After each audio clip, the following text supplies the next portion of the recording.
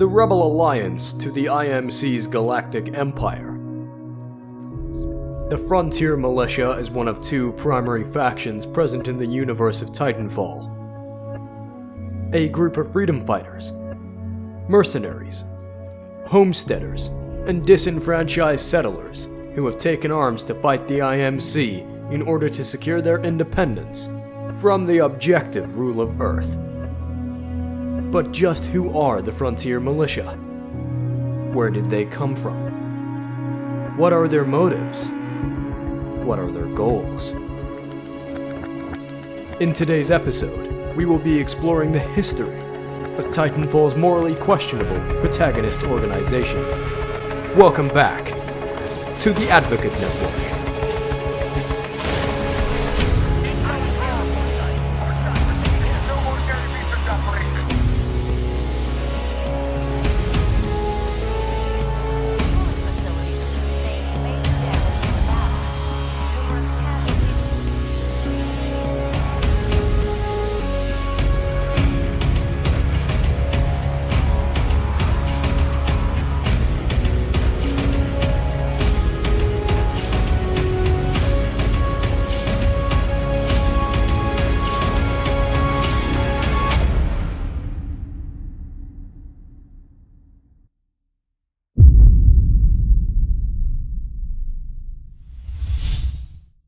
The Militia are a group born of desperation and necessity due to the IMC's actions on the frontier.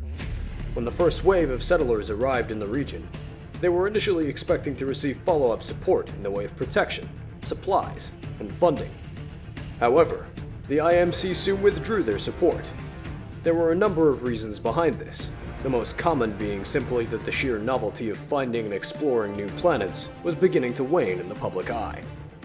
As the potential for profits in the frontier declined, so did the IMC's support. With a number of major conflicts in the core systems sparking not long after, the IMC abandoned the frontier and left the remaining citizens to fend for themselves. Some of these initial settlers were former soldiers of the IMC, flocking to new lands under the IMC Servicemen's Readjustment Act, or the IMC GI Bill as it is commonly referred to. Awarded to war veterans of the IMC's military, the Act gave these personnel loans to farm, mine, and start businesses on the frontier. Low-cost mortgages and guaranteed property rights were other perks awarded. Consequently, these first-generation settlers all had experience and training in the use of firearms, Titans, and how to survive in the wild. For around a century, the frontier lived more or less totally independent from the core systems and IMC.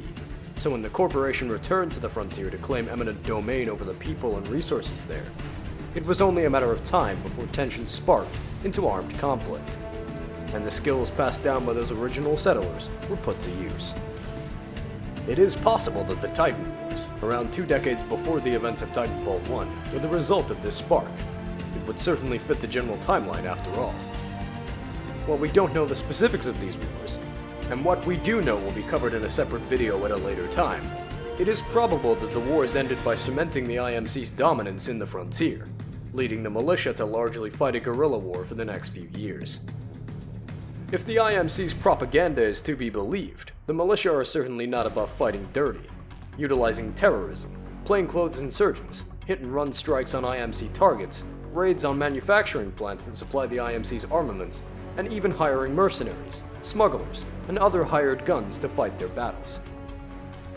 By the time of Titanfall 1, the militia's first fleet, led by General Anderson, not to be confused with Major Anderson from Titanfall 2, was being slowly hunted down by the then Vice Admiral Marcus Graves of the IMC's Colonial Navy.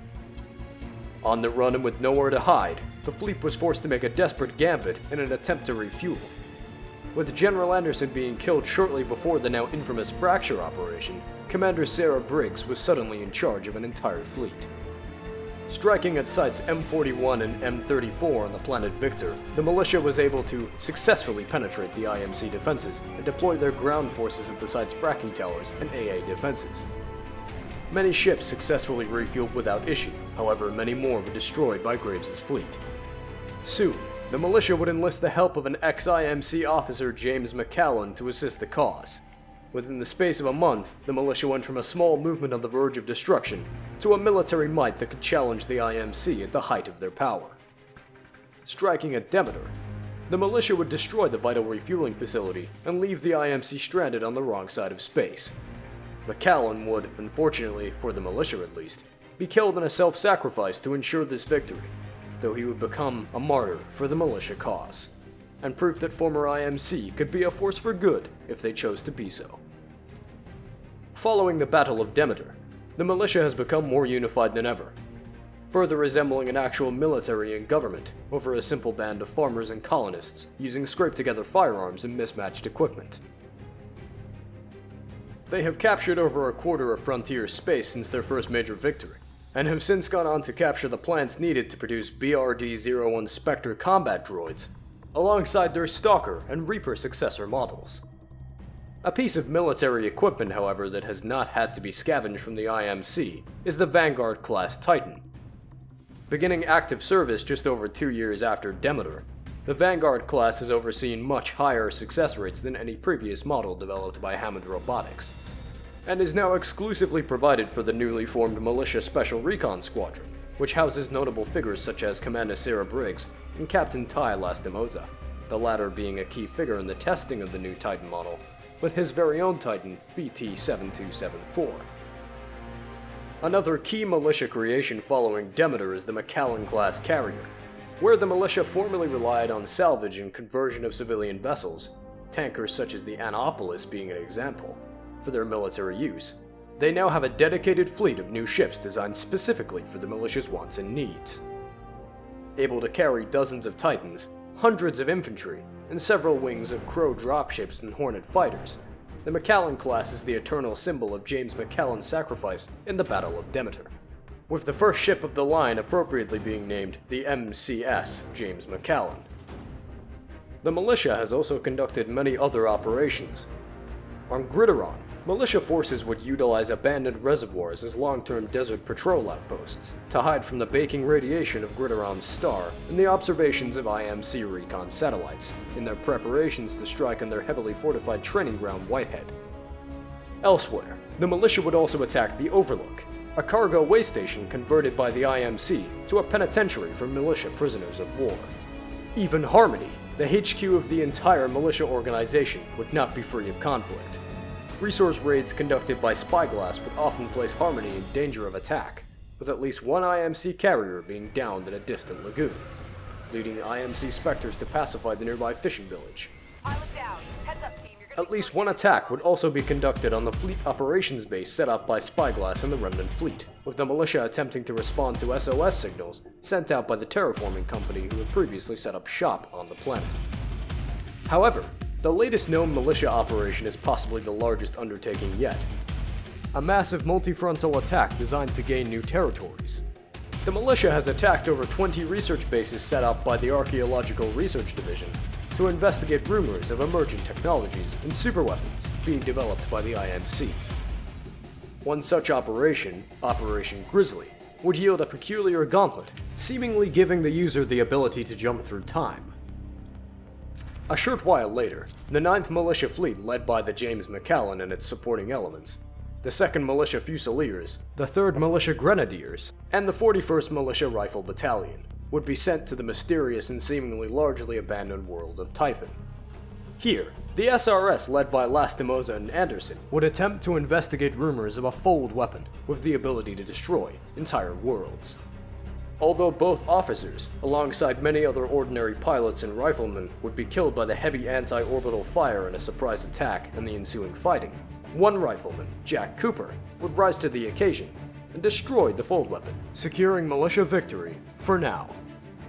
While the militia has enough combined resources to be a threat to the IMC's activities on the frontier, they are not as unified as their enemies.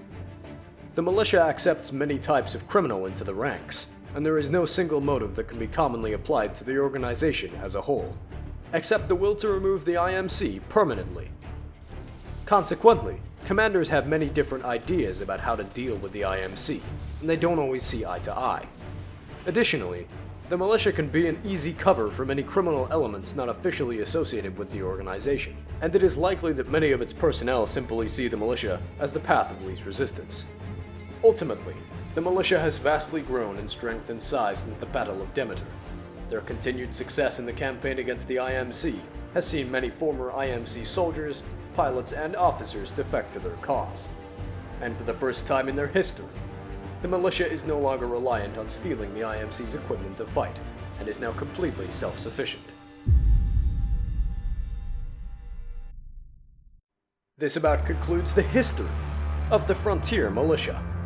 Thank you for watching.